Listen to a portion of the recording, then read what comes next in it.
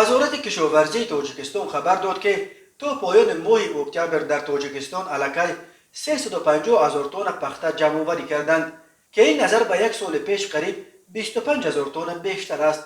همین طور امسال در تاجیکستان قریب 918,000 تن غله‌دانه جمع آوردند که این نظر به یک سال پیش قریب 30,000 تن بیشتر است.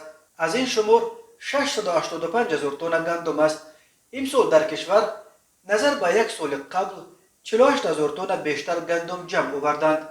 امسال حاصل کارتوشکا بنا به آمار رسمی قریب 105,000 تن بیشتر شده به 651,000 تن رسیده است.